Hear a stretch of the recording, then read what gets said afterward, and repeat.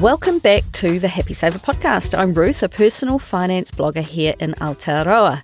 And in this podcast, as you know, I chat with a diverse bunch of people and I learn their story. And then I condense it down so that you can hear helpful, relatable stories from Kiwis who are sharing their experiences, their tips and their point of view on personal finance here in New Zealand.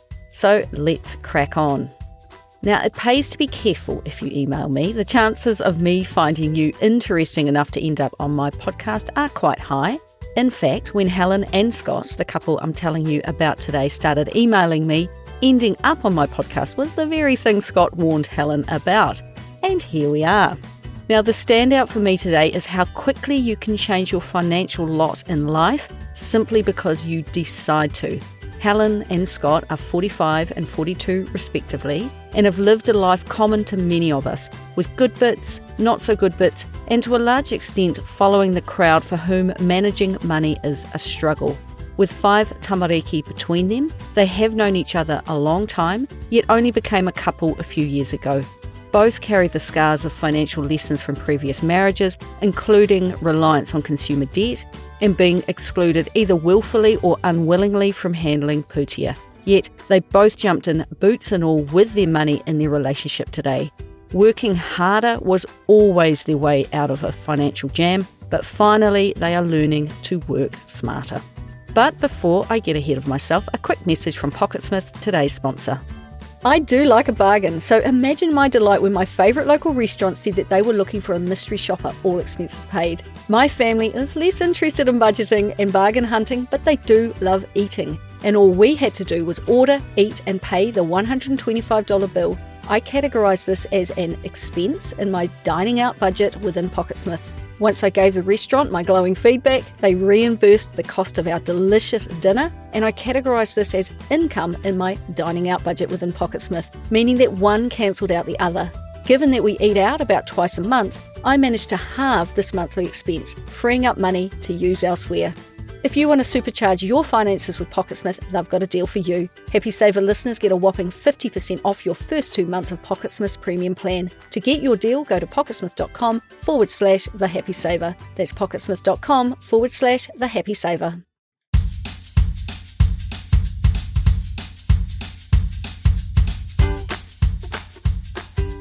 Now, I learned something near the end of my kōrero with Helen and Scott, which are not their real names, by the way, they wanted to remain on the down low, that I wanted to share with you in the beginning. If you are stuck in a rut and want to make changes, then listen up.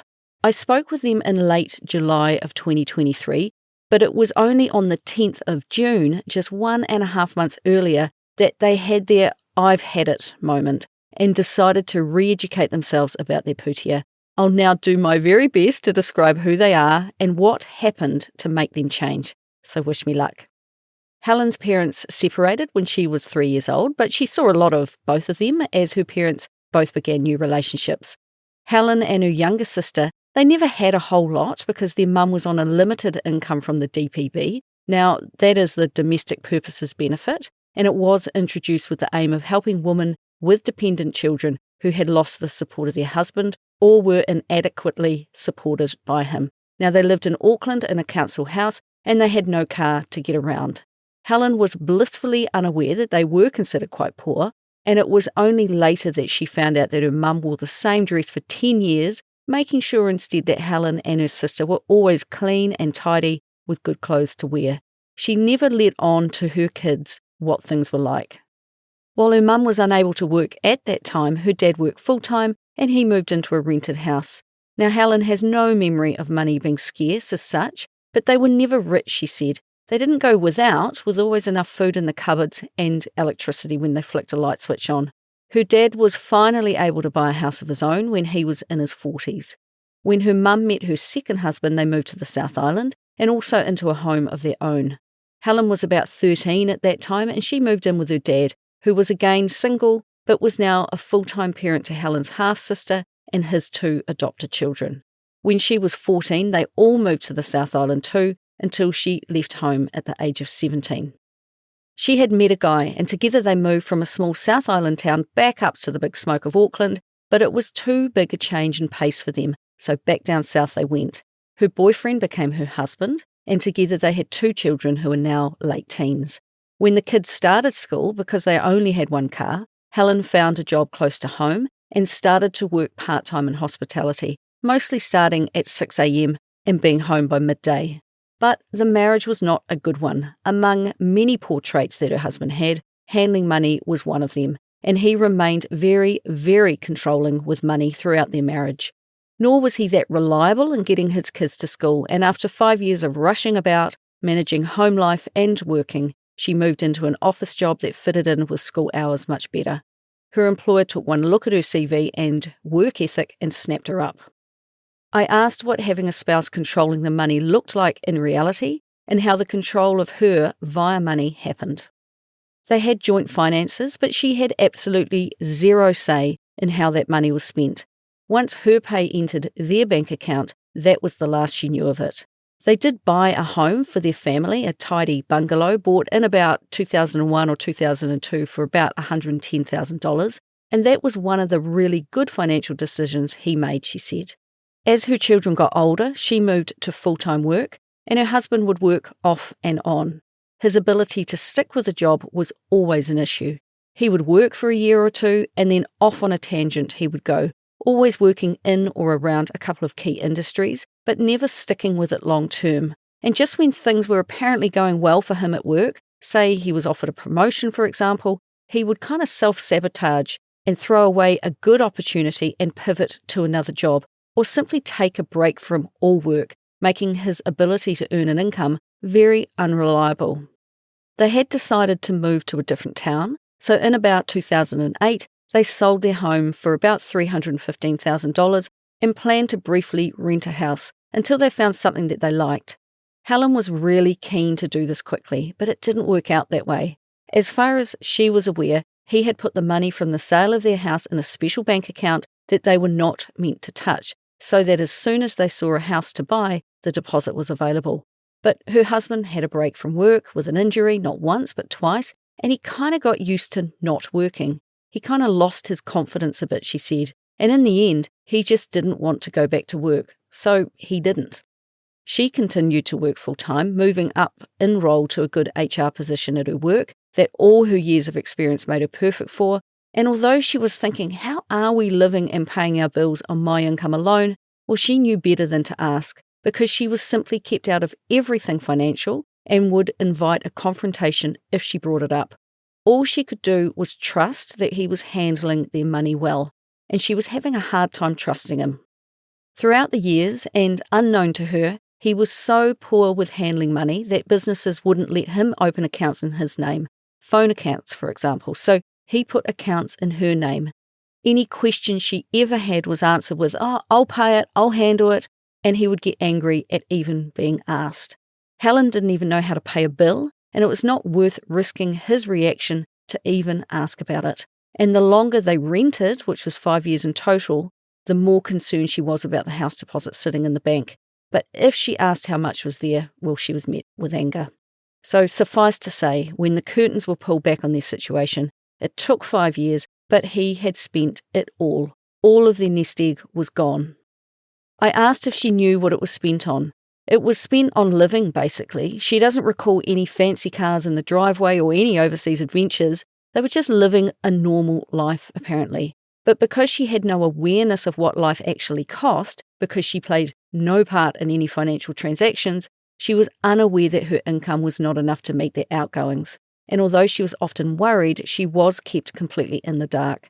Unsurprisingly, Helen had no trust in her husband because he had let her down so many times, had clearly made a lot of poor financial decisions, and she knew she wanted out of her marriage. But family encouraged her to stay for the sake of the kids, and Helen said she would have felt guilty if she left. And sadly, I think this is an all too common sentiment. But she reached a tipping point one day, and she said she finally got the courage to go. She had stayed too long already in what sounded like an unfixable marriage, and after 20 years she walked out, and she was very happy to be out. She left everything behind, and when I say everything, I mean it. With her children, they moved in with supportive whānau for many months before something incredibly positive happened to her. During that tumultuous time in 2021, she started seeing someone that she had known for a long time but never in a romantic capacity, Scott. She said that he was going through his own family stuff at that time, but they started talking and they've never looked back. They've never stopped talking either, and that is the key to their success, I think. So that tells you a little bit about Helen, but what about Scott? He is from a mid-sized North Island town and sounds like the type of guy whose parents were decent people and very hard workers. His dad worked at a freezing works, and when he was a young fella, Scott remembers going to work with him in the school holidays sometimes. He doesn't recall them having much money when they were young, and his dad in particular worked hard for everything they had. Scott picked up on that work ethic, and when he was young, he remembers picking mushrooms and selling pine cones for pocket money. He remembers always wanting to make money so he could spend it, yet he never knew how to save it. He never knew that he should save any of it. Now, school was made harder for Scott because of his dyslexia, so he was pretty keen to leave. His parents told him that he was not allowed to leave school until he had a job, so he asked his uncle, who was a part owner of a business, if he could work for him. The answer was, of course, yes, so at the age of 15, he started his apprenticeship in the saw-making industry. So basically, he became a skilled craftsman at making the huge saws that sawmills used to process timber. And he stayed for 6 years until boredom and a curiosity to learn something else took him to learn another trade, this time as a spring maker. He began a new apprenticeship and stayed for 3 years learning the trade of making springs for cars and trucks and trains, and in time, imported springs ended this business, but the skills he learned from both of these careers are immensely valuable still. Basically, he became a highly skilled engineer in his field. Now, I can tell you, prior to our chat, these were two industries I'd never heard of before. Now, still in his early 20s, he moved to the South Island. He picked up horticultural work briefly before moving into full-time work in a machine shop. And also, as luck would have it, he met his future wife. Now, I asked what became of all the money he made during those 7 to 8 years of his life, given it's rare for a 15-year-old to be earning a full-time salary, even if it was an apprentice wage. He simply said that he spent all the money. Whatever he earned, he spent. And when at the age of 18, his bank immediately offered him a credit card, he also started to spend money that he didn't have. He was never taught how to pay it back, so he just maxed it out all the time, and he always struggled to work out how to pay it off in full, which has managed to keep him in debt ever since. From speaking with him, I could see how these money behaviours took hold. He grew up watching his dad work really hard, and in turn he was encouraged to work hard himself. Money came from work, and if you run out of money, all you need to do is work harder. He knew to pay his utility bills, so he didn't ever fall in arrears with them, but he was never taught to save any portion of his income at any point, nor how to pay down consumer debt on credit cards or how high interest debt worked. If you borrowed $1,000 at 27% interest, you would have to pay back $1,270. Nobody ever taught him this.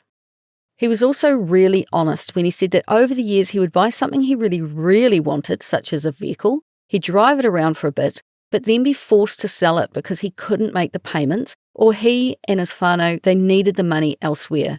So over the years, he was constantly giving up things that he liked and wanted, and that habit leaves its mark too. Years ago, I was at a wedding, and I ended up speaking with a guy who owned a business who preys on people just like Scott. Now, call me naive, but I was pretty shell-shocked when he explained that his business model was to sell things to people on a really high interest rate.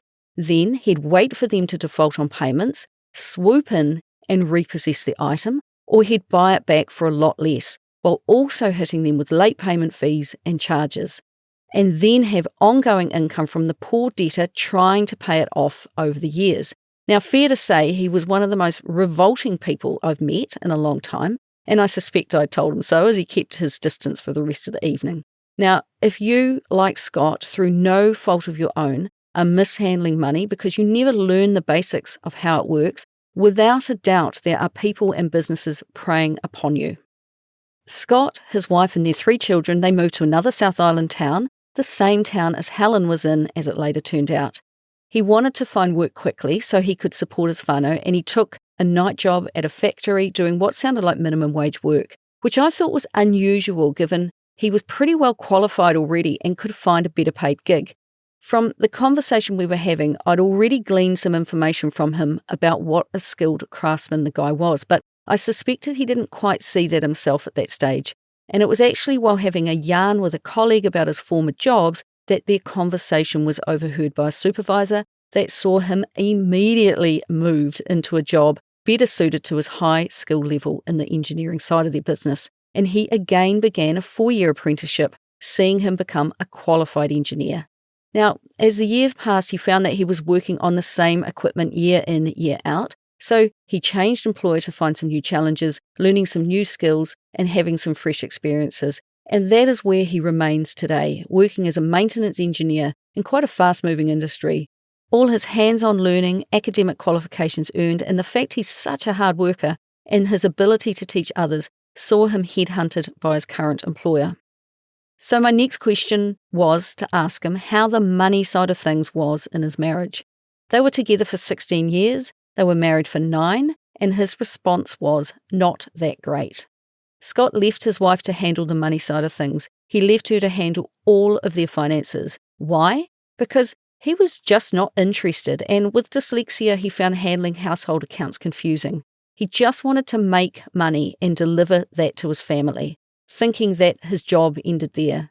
And once all the bills were paid by his wife, he and they would spend anything that was left over, returning their bank balance to zero until a new pay cycle began. When the weekly paycheck rolled in, they would do it all over again, living paycheck to paycheck. In 2011, they decided to buy a house, and because they didn't have enough for a deposit, well, he had the easy solution. He just worked harder, because that is how you get money. And work hard he did, working 80 hours a week for 8 months for $23 an hour until they could get the deposit together. In fact, there was a time in his mid-30s that he worked so hard because he needed more money for something that he suffered an incredibly serious medical event, which could have been the end of him. The advice of his doctor was to take 8 weeks off work, and he went back after 3 days. Why? Because the money was all gone, they had no money to live. And how do you get money? You work. So he was stuck in a really vicious cycle. Year after year, he just worked, and at the end of each week, the day before payday, if there was only $2 left in their bank account, well, he thought he just needed to work even harder to make more money for the next payday, instead of asking himself where all the money was going. Because he played no role in helping his wife manage their money, which I actually think is an unfair thing for one person to do to another, it's a lot of pressure to put on one person. Unsurprisingly, money became a wedge, one of many in their marriage. Just like Helen, Scott reached his own tipping point, and after 16 years together, he and his wife got divorced. It was during that time that he saw the result of his hands-off attitude to family finances. In their divorce, their net worth, which was made up of what they owned and what they owed, it was split down the middle, both assets and debts. He knew they had a mortgage, and he knew they owed money on their car, which they had financed, but he was unaware of a credit card maxed out to the tune of $40,000 that was in his wife's name, nor the 20-plus bank accounts, many with negative balances either. Now that became his problem. Having paid zero attention for so long, his introduction to personal finance was a swift one, he said. Having negotiated how they would settle things and seeing that finalised, he went to the bank to organise a mortgage so that he could purchase the house they formerly owned together. Having never dealt with the bank, this was a completely new experience, and it was at this time that he remembered, or was perhaps reminded by his bank, of the $10,000 credit card that he had. With the divorce finalised, this bill was now all his own mess to clear up. Plus, he now had a $550,000 mortgage that was all on him too. As someone sitting on the sidelines listening to this, it was almost inconceivable that a bank would lend money to someone who was so uncertain about how to handle money, but it's also unlikely that they never knew the full extent of it. It's a little like giving someone with a learner's license a Ferrari to drive. Surely it's not going to go well. And who forgets that they have a credit card maxed out at $10,000? I think that just shows the extent of Scott's hands-off attitude to money. So when I finished telling you a little about Helen, I said that Scott was dealing with some of his own stuff, and now you can see what I meant. Now, it was at this point, with both of them recovering from quite the ordeal, that having known each other in passing for a few years, they properly met. And the rest, as they say, is history. Except This is a far better history that they're trying to create second time around. However, sometimes it takes us time to learn, and things sometimes stay the same until they finally improve. Now, they began their relationship in 2021, but they didn't have their financial smack in the face until June of 2023. Helen and her children, who were about 16 at the time, moved in with Scott and his 3 tamariki, who range in age from 10 to 17, into the house he now owned and had a mortgage on. They each shared custody of their children with their former spouses, with tamariki coming and going. Now, how did they manage to navigate their finances the second time around, I had to ask. Well, Helen had no debt, nor did she have anything at all in the way of household effects. Her net worth was effectively zero. She had literally left her former home with nothing. Now, Scott had a house with a large mortgage, plus credit card debt, and no furniture, as his ex had that. In the grand scheme of things, his net worth was not much different to hers. With 5 kids between them, they set about setting up the house, using debt. They combined their finances quite quickly, which surprised me given what they had both been through, and I asked how they felt okay about doing that. She said that from the beginning, neither kept tabs on who was spending what. Each of them were working full-time, and they just paid what needed to be paid. So if she paid for something for his children, it probably meant that he was paying something for hers. She might have bought the groceries, but he picked up a bill somewhere else. So it was more or less even anyway. And it was actually Helen who suggested combining their finances. Her intuition told her Scott was trustworthy, and it was Scott who was apprehensive to mingle their pūtea, given his past. Now, she was a bit offended at the time. It took a bit to understand his hesitation, which she now does, and pretty quickly it felt natural to just share bank accounts. Basically, the huge difference is that the two of them discuss pūtea all the time. There is complete openness and transparency around money in their home, and each can see what the other does. There are no secrets, nothing is hidden, and nor is there any need to be. And once they talked it through, they could both see how very different the way they discuss money was now compared with their former relationships. They were so on the same page with their spending that each of them feels they have a voice, and that is a massive, massive change. Handling money is teamwork, not a job you pawn off to your spouse or dictate to your spouse how it's going to be. Each has an equal say, and that is imperative in a good relationship. But although they now know that the other is not going to run up debts without the other knowing, neither of them hesitated to take on debt together. To kick things off and get their home set up right, he borrowed $1,800 from a family member to buy some furniture, an amount that would be paid back over time from their income. Next, their first big debt together was a $24,000 car bought on finance to ferry the whānau around at a 3% interest rate, which for those who use debt to facilitate every purchase is considered a good interest rate. And because he knew his credit card was maxed out, they used a gem card to buy a new fridge. They used a credit card, a different one to the one that he's trying to pay off, to buy $3,000 worth of beds. They actually found that buying these beds on even more finance was hard to do, given her poor credit rating from her name unwittingly being dragged through the financial mud in her first marriage. Now, this particular credit card did once have a zero balance because Scott said he had paid it off, and for a moment I was really impressed that he had paid it down to zero. But a few questions later, I sadly no longer was. He had never really put in any effort to pay it off. He had never made big payments towards it, remembered that he didn't understand how to do that, and put simply, when he was approved for his mortgage, he consolidated the balance owing on this credit card onto his mortgage, bringing the credit card balance down to zero. So it gives the illusion that you have paid it off, that you have actually done something, but you have simply moved the debt into another place. He should have cut the card up as soon as the balance was zero, as the chances of him using that card again at that time in his life was 100%. They then bought a second car, also on finance. It was smaller, cheaper to run, and by their calculations at that time, they reasoned it was easier to pay off.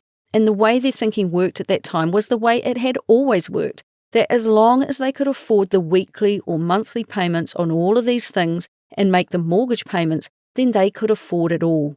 Using his old thought processes, Scott simply saw a payment and thought about how many more hours he needed to work to pay it off. Because as he had done his entire working life, you could always work harder to make the required payments. Therefore, by their calculations, they could afford everything they were buying using debt because they could make the payment. A really, really common way of thinking about money. If you go to a car yard and you look at the price of a car, it makes more of a feature of the weekly payment than the entire price of the vehicle because it feels much more palatable that way. And falling for the weekly payment is the surest way to always stay in debt, if you ask me. Senia from episode number 66 called You've Got to Know Your Numbers, she realised that she had fallen into this same trap too, until she finally added up all the weekly payments that were going towards debt and realised that their entire income was gone each week. And as Helen and Scott moved into 2023, they began to feel that although they could meet these payments, it was getting harder to have money left over at the end of each week to do the other things they like to do, like go out for a coffee, have a takeaway, or visit their favourite retailer, which happens to be Bunnings. As many thankfully do, Scott started to question if this was really his lot in life, with both of them working hard to pay for things they'd bought. He started work at 15 and has worked his butt off for the past 27 years. Now, given he is only 42, did he really have to work another 23 years before he could finally retire at the age of 65? Now, here comes the tipping point that you've all been waiting for. Scott had told Helen he wanted to semi-retire before 65. He had heard this concept on a Joe Rogan podcast, but he realised he knew nothing about finances. But what he did know was that the way they were plodding along just wasn't going to cut it for much longer. Now he started to seek out information about money, and since that day, they have not looked back. He came upon the Happy Saver podcast, specifically episode number 34 called I'm Keeping the Dog. That was the first one he listened to, and he could fully relate to Tracy, the woman I interviewed for that episode. She was $94,278 in consumer debt, and he heard me explain how she had systematically paid it all off in just 33 months, or 2 years and 9 months. She lined her debts up, stopped all other spending, and steadily paid her debts off as fast as she could. Now, he said that he felt physically sick at what he had just worked out about debt from listening to her story. Scott knew they had debt, but because they were so focused on living week to week, he didn't really know how much it was, where it was, or how it was structured. And that podcast sent him binge listening to many more of my episodes, and he said he came home, he got out a pen and paper, and he just started to nut things out. And it was a real aha moment. For the first time, he realised they'd mucked up. They were handling their money in a way that puts them behind and not ahead. And pretty much as soon as he had the basics down on paper, he started to korero with Helen, and they started to turn a corner in June of 2023, June the 10th to be precise.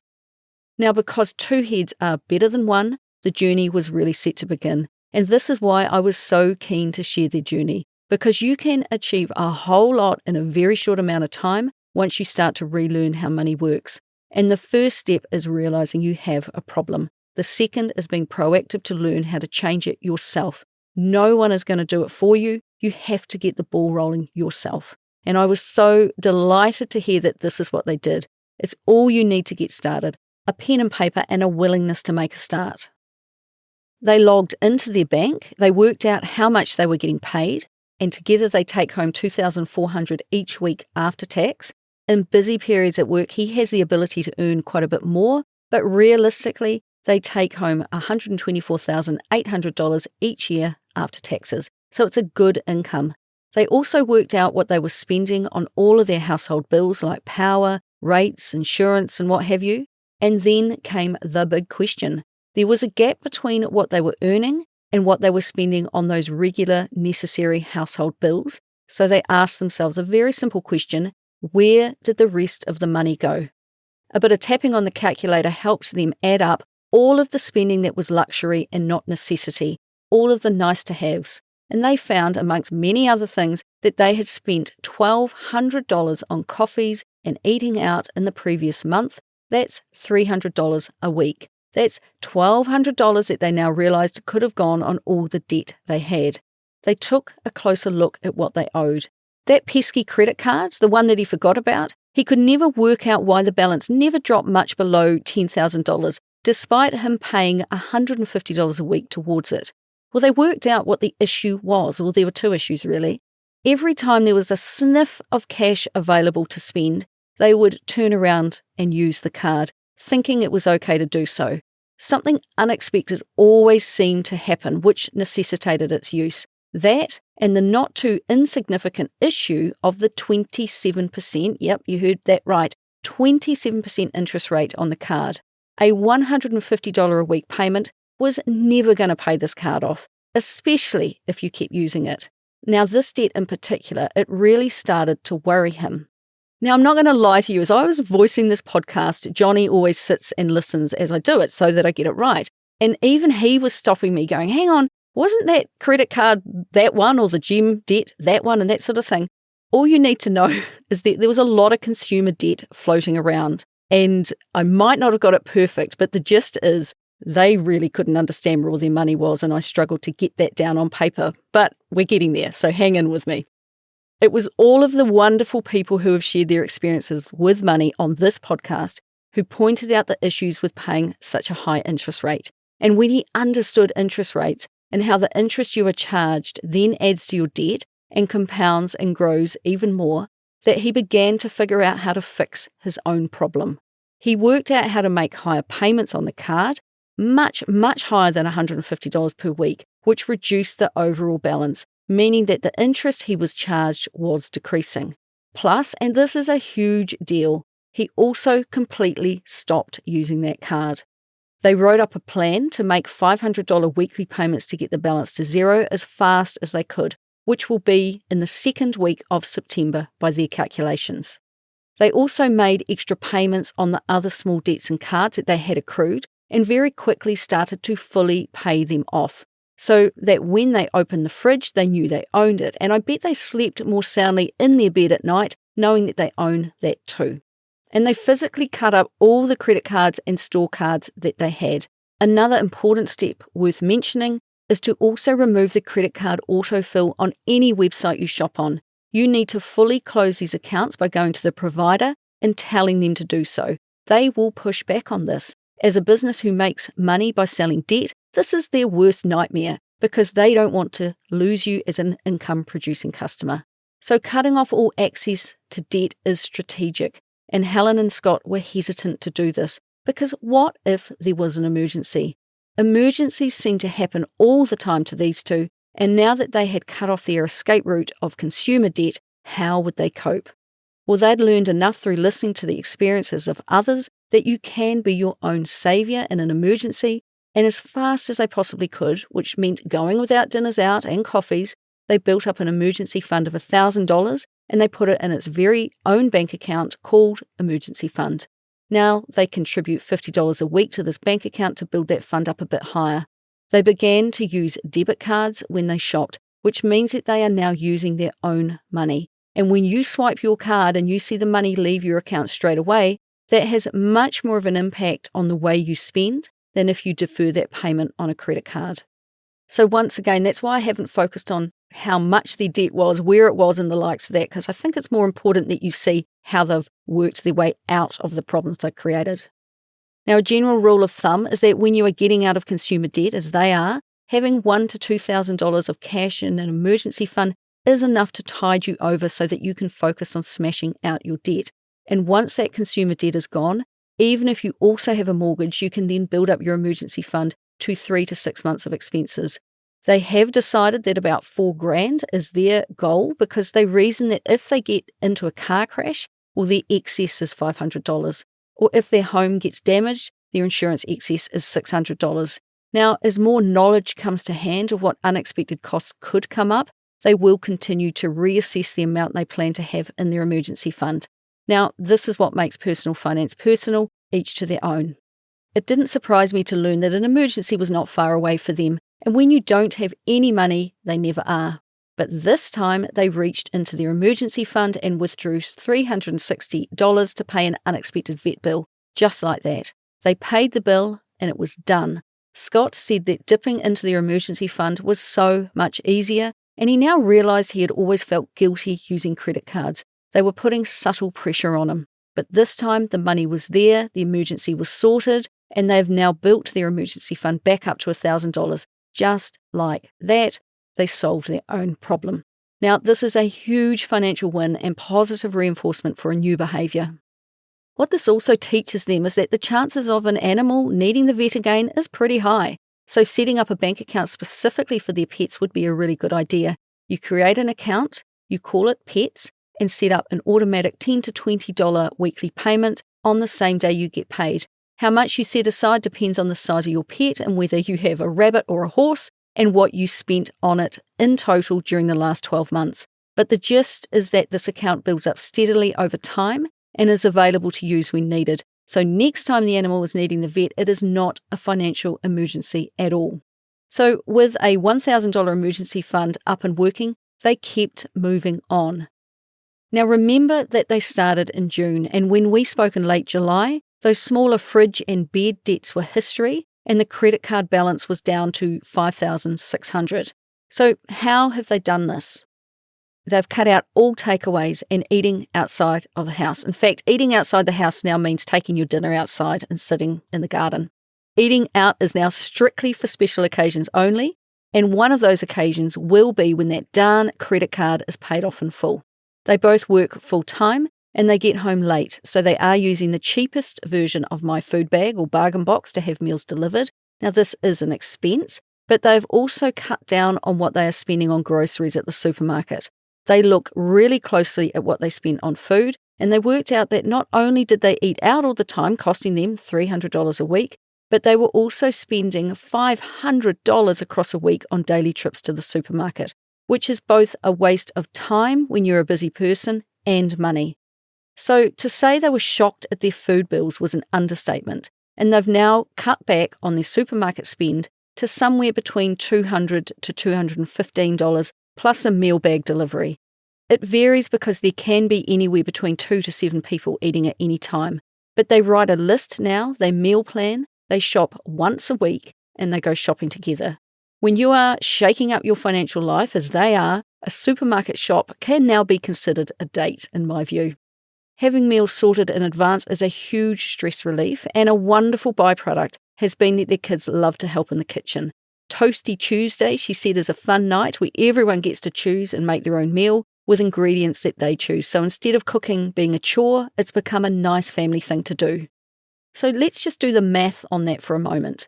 They were spending $300 eating out and $500 on groceries, so $800 a week or $3,200 a month, or a staggering $41,600 or 33% of their $124,800 income going to feeding themselves.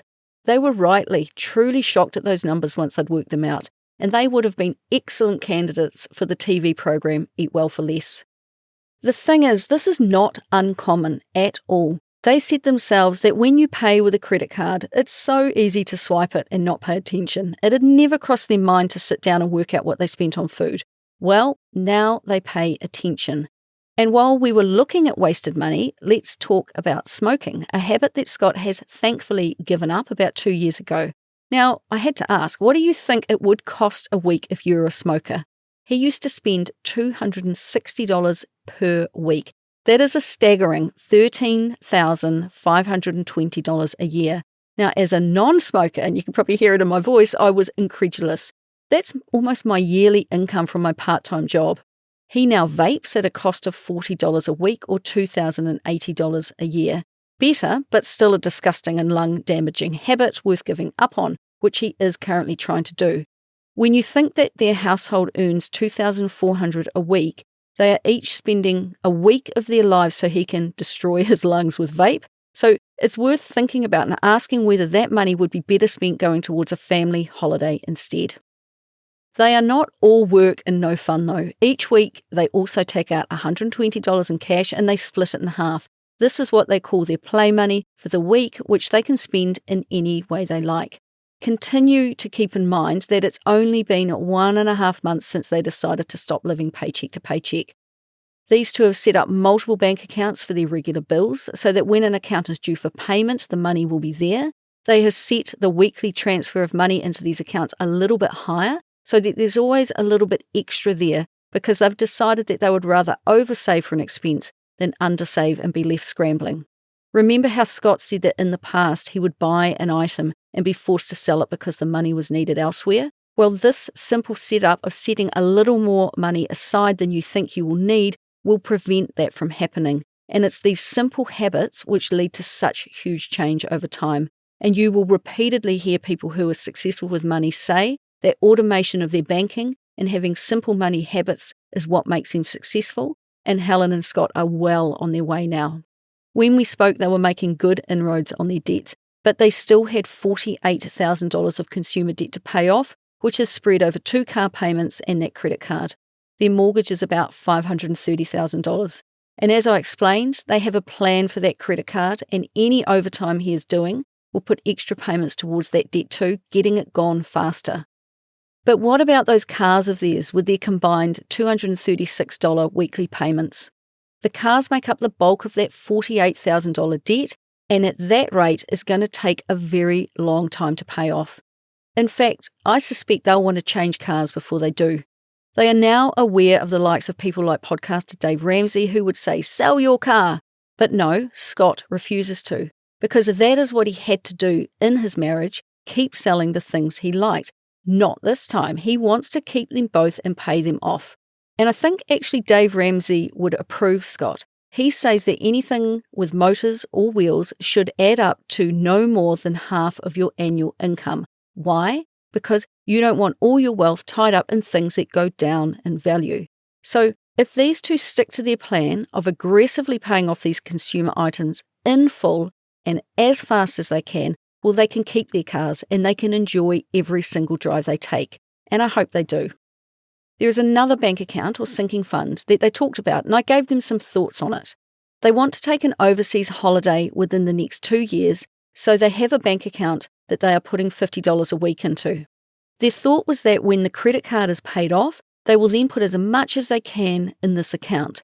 They have had a tough couple of years, and they are understandably desperate for a holiday, but I caution them that they are getting ahead of themselves by planning a big expense while they still have a previous big expense that they are still trying to pay off, and to instead research what a trip might cost so that they actually know what number they need to aim for, and then just put $5 to $10 a week into this account. Now, obviously, that is not enough, but it sets an intention for their future. They can see that this holiday will happen if they have created a bank account for it, but they have some other things to clean up first. If they reduce the money going into their holiday account, they can put that freed up additional $40 to $45 a week on that credit card. Now just think about it. They're putting $200 a month into a low-interest savings account for a holiday when they are paying 27% on a high-interest credit card. That money is better spent on debt. Then when it's gone, they can go after those car loans of theirs. Then when they are done, which won't take them that long, imagine just how much pūtea they'll be able to set aside for the most incredible holiday. Now, they said themselves that they want to go on holiday and they don't want to do it in debt, by which they mean that they will pay cash for the trip. They'll have an emergency fund of about $4,000, and then they'll knock out the vehicle debt when they get home. But I just really encourage them to, yes, absolutely pay cash for travel and have that emergency fund, but also have those cars fully paid for well before they go. Now, once that credit card debt is gone and they then turn that $500 weekly payment to those cars, well, they'll be gone in no time. It is a short, sharp burst of intensity, but being completely debt-free except the mortgage sounds like a nice way to relax to me. A holiday can instead be the reward for their determination and effort, and imagine coming home from a holiday knowing that the hard graft is over, no more consumer debt to pay at all. Now, I don't want to bang on about this, but brace yourselves, as I'm about to, but I think that to form long-lasting habits, it's important to finish what you start. When you think about it, it will only take them a very short time in the long scheme of things to close that chapter on debt and then get on with their lives. Because if they pause to pay for a holiday now, then I have no doubt in my mind that sooner or later, probably sooner rather than later actually, they will pause to pay for something else too. Now, Scott is an engineer by training. You need to be precise and clinical in a job like that, and I think if he applies the same mentality to money, he'll get better results. You have to stay focused. Now, moving on. Another bank account or sinking fund that they have is for their kids. For all of their sinking funds, they move money into them weekly in step with their weekly pay cycle. They're putting aside $40 each week to cover school-related expenses, and this is an excellent idea, and it means at the start of a school year will never be a scramble for cash to pay for uniforms and school supplies. They also have one for vehicle maintenance, which gets $30 a week. Why $30? Well, he's listened to every single one of my podcasts now, and they added up what they spent on both vehicles last year, not including those debt repayments, which was $1,560. They divided that amount by 52 weeks, getting $30. Now, this should cover their warrant of fitness, a service, registration, etc. And if something more major happens, well, you guessed it, that is what the emergency fund is for. They also have an insurance sinking fund where they move money each week to ensure they can meet all of their monthly insurance payments. Now, the thing about all these sinking funds is that there is both an automated and a manual component to your banking. You can automate a lot of stuff, but you still have to check in often. So it's not uncommon for people like myself who use sinking funds to know a bill is coming up for payment and then either manually move money to the checking account in readiness for it to be paid or set up an auto transfer to make it happen. And finally, they do have a little additional income coming in. 2 of their kids are working and earning a living and a living at home, and they each pay $150 a week for board. Now, this teaches their tamariki that they need to learn to pay regular bills, and that because they are earning, they should pay their way, and this money offsets the food bills and the small cabin that they rent for extra space at a cost of $110 a week. Personal finance is not one and done. You are always tinkering. Things are always coming up, such as a child returning home to live. But the way Helen and Scott now keep their finger on the pulse of their pūtea, they are easily able to adjust to these changes now. And I just loved how they rattled off with ease where their money is now going. And several times during our kōrero, I found myself just so very excited for them. And one of those times was when Helen mentioned, just in passing, our bank account is healthy now. It's really good to hear them feel that they have peace with their money. They get paid on Tuesday, and they have a wall planner where they are now tracking their debt repayments, and they really have a framework in place that they know and understand. And they make pretty good money. They were just wasting so much of it.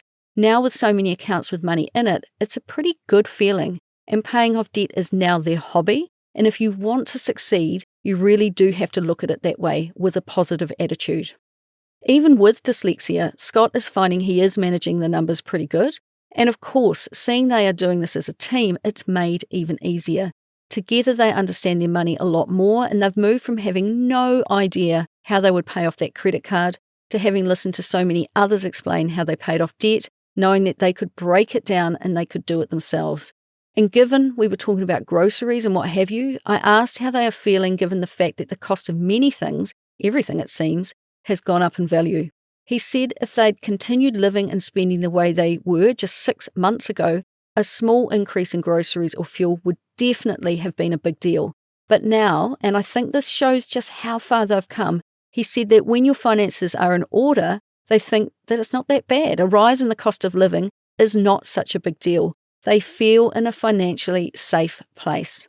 So instead of working harder and picking up extra hours whenever money was needed, I've no doubt that these 2 are simply working smarter now, and in such a short amount of time, it's paying off.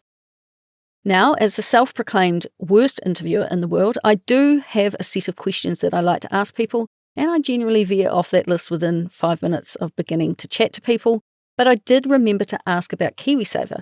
You may not be surprised to hear that he was late to the KiwiSaver party. He, like many, thought that he would avoid a government scheme and save the money himself. Of course, he never did, but he did eventually join and is now in an aggressive fund with Milford and has a balance of $36,000, a low balance given his age. Helen's KiwiSaver is an interesting dilemma, and it's actually one of the reasons she emailed me in the first place. Hers is also with Milford in a conservative fund with a low balance given her age of 20 grand. The fact that she is young and in a conservative fund is a problem. She will end up with tens of thousands, if not hundreds of thousands less in her account at 65, but it's not the problem that she was seeking information about. She had stopped her contributions completely because she realised that she was paying both the employee and the employer contribution, and it was a friend of hers that pointed this out to her. To summarise, this is what was happening to her. Helen's employer's 3% KiwiSaver contribution was part of her total remuneration package.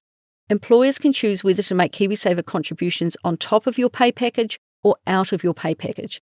According to a consumer.org.nz article I read, which was written by Nikki Lee Birdsey and it was dated the 7th of April 2022, there must be a total remuneration clause in your employment agreement for this to be legal. This clause is in Helen's contract, and this clause allows employers to deduct KiwiSaver contributions from the employee's pay. So, to use round numbers, if your total annual remuneration is, for example, $100,000, the employer is allowed to deduct the minimum employer contribution of 3%, meaning your actual annual salary is $97,000 instead. It is 3% or $3,000 lower than you may have expected. Most of us would expect 3% in addition to our $100,000 salary. Of course, you will also have your employee contribution deducted as you would expect, so another $3,000. In the case of Helen, she was having 6% deducted from her salary, which was good in one respect. She was making a decent personal contribution to her KiwiSaver, but without the employer adding anything on top of her income, it was not really in keeping with the point of signing up to KiwiSaver with an employer. In frustration, she told her employer to cease all contributions, meaning that she took her entire paycheck home. Now, I encouraged her to try to negotiate with her employer. If they are reasonable, they might change, and she has a meeting lined up to do just that. She is not waiting until annual review time because a lot of employers let that date slide by, but is being proactive in going to her employer to have this resolved. And due to her increased workload, she is actually asking for a pay review at the same time. Good on her.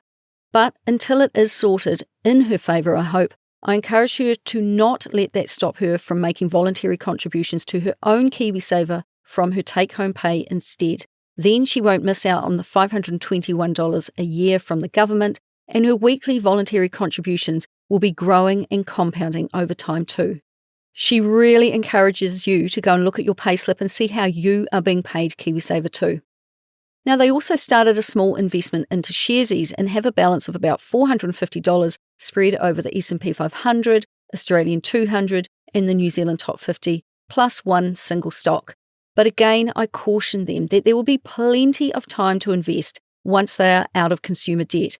And for now, that $450 could be doing a lot of good in paying down a debt that is incurring 27% interest. The chances of them earning 27% on this investment are slim in this market, so clear up that debt would be my first thoughts. Now, once your eyes are opened to investing and saving, it's very easy to get distracted off your debt payoff path, but every $50 you put somewhere else, it means it takes longer to pay off debt. So I really strongly encourage these two to stick to the basics here and do them well and get that credit card and those cars paid off. At the time of recording, he only has another 1.5 months to go before his credit card is pronounced as dead, and that $500 can then be turned towards one of the car loans. Now, the one thing we have yet to discuss is his $530,000 mortgage. He was fortunate to buy at a time when interest rates were lower, and he currently has a 3% interest rate, which is fixed until June 2024. The house is valued at about $800,000 now, give or take, and due to all the recent cost cutting, they decided that they could now afford to increase their payments up to $600 a week.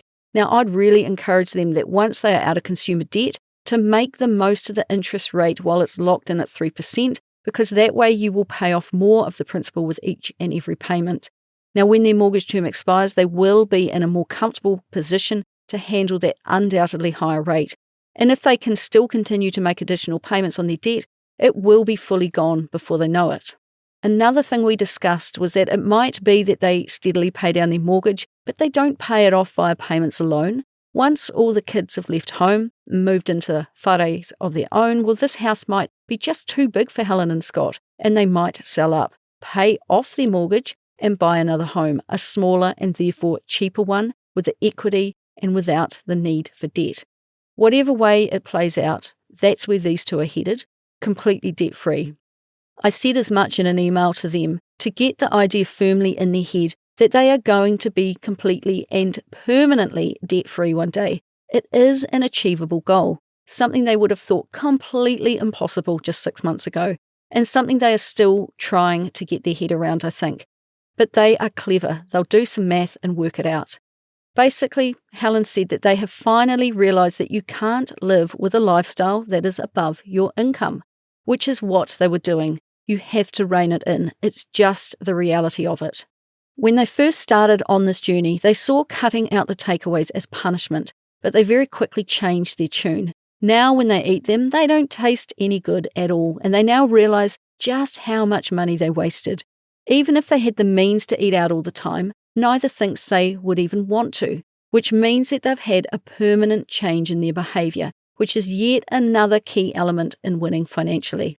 Now, Scott thinks that life is too precious to not take more care with it. He is much calmer now, Helen said, and the answer to everything is no longer just working more. And one of the most rewarding things I heard was that she said that their kids have started noticing, and they've started adjusting the way they do money too.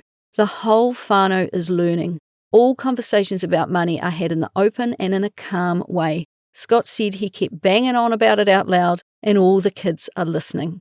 This is how children learn about money. This is how we avoid our kids making the same mistakes we did.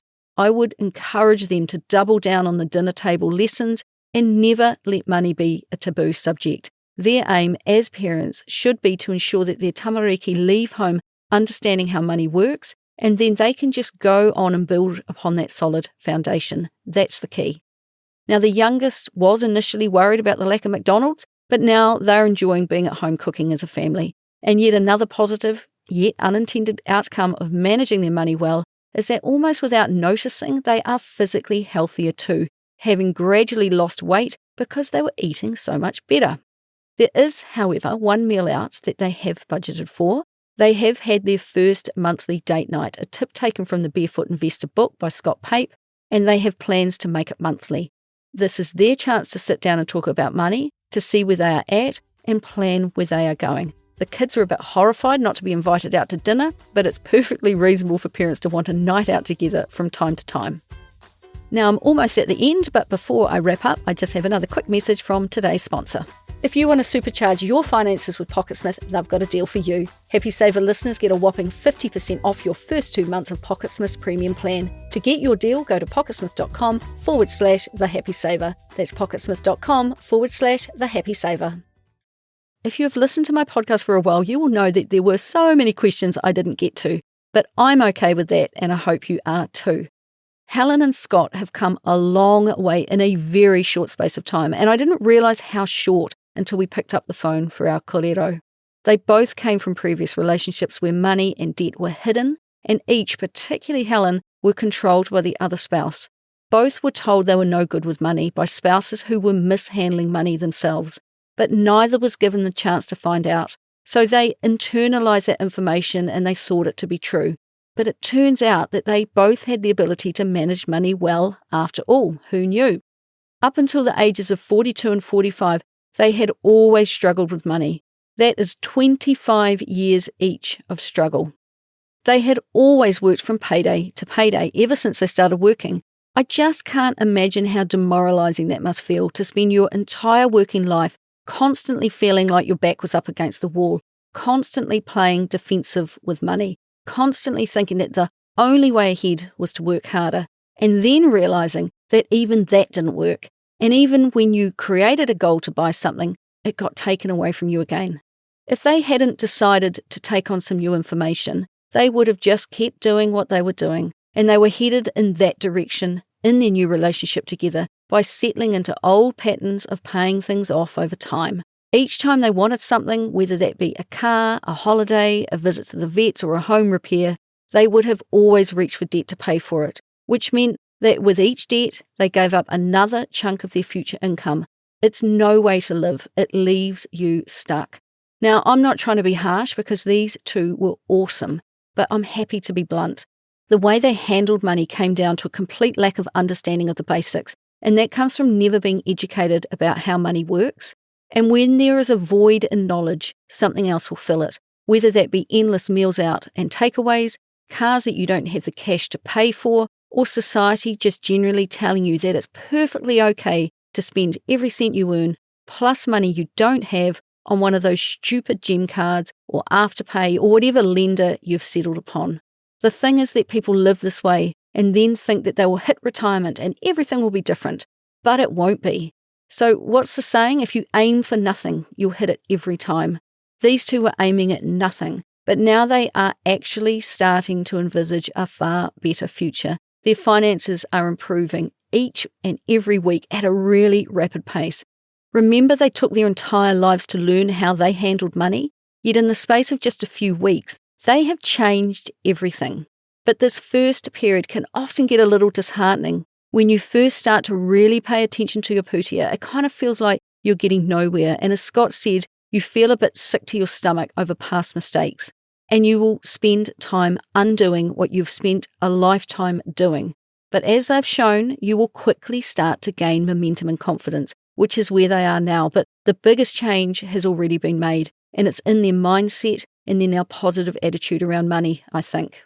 Now, one email to me was all caps, and it said, "We've recently started realising how much money we were losing to debt and have now started saving more into sinking funds, paying down debt, not eating out, etc. And things are going so well. Financial freedom is the goal." And when I jump on a phone call to chat with someone, I love that I don't know much about them apart from what I've gleaned from emails, because that stops me making assumptions about them. All I heard when we chatted was two immensely intelligent people who had been held down by partners, society, and themselves just a bit too long, which is why I'm not surprised at all that once they came upon a bit of information about money that was new to them and made sense, they have hit the ground running and they are unstoppable, and it's really fun to watch. Now, near the end of our chat, they asked me what was next for them. Well, I was pretty clear that they have to finish off what they started, and that's all consumer debt gone, an emergency fund saved up, constant attention to budgeting, and then set up a plan to become mortgage-free within the next 10 years. Then what comes next is building upon each of those elements. More money set aside for the shared hobbies that they want to do together. More money set aside to create memories with their kids now. More money to be generous and help their whānau and others. And also a steady stream of income going into their KiwiSavers, and if they so desire, into some broad-based ETF funds so that Scott can reach that goal that kicked this whole money transformation thing off, retiring earlier than 65. And given the position they're in now, the direction they're heading, the attention they are now paying, there is zero doubt in my mind that this is absolutely possible. I think what excited me so much about meeting these two is that I know a lot of couples just like them, but they don't realise they have a problem, yet they moan about life being hard, never realising that they have the power to change it. And I was just so delighted that they realised that they could change it. So well done to you both for getting your money sorted. I think a lot of people bumble along and everything mostly works. It's never quite uncomfortable enough or annoying enough to do anything about. But then I find that something shakes people up and they take action, and you two are certainly taking action. And once things start to roll, they just get better and better. And I think that is what you're seeing now. Momentum truly is building. Now, there is a secret sauce in all of this, and it is their relationship with each other. The benefit of going through a marriage that didn't work out is that second time round, you can identify what doesn't work and you can run in the opposite direction from it. And I really wanted to sincerely thank you both for your time and for your openness about chatting about some really personal stuff. I know that there will be people listening to this who are not in a great place in their marriage, and you both being honest about yours will have given them some information to help them in their own journey.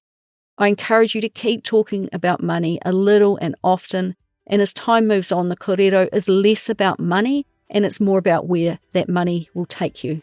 So enjoy your dinner out when you make that final credit card payment, and do the same when you own your own vehicles. And please send me a photo when you're on your big holiday. And remember, I am here to help you, and I was serious when I said to you both that I would. So that's all from me this week. If you want to get in touch, you can find me at thehappysaver.com. And please do share this podcast with your friends and whānau. It is the best way that people can learn about it. And I would love it most if you would talk more about money with your own friends and whānau and help me continue to help others be better with money. So until next time, happy saving.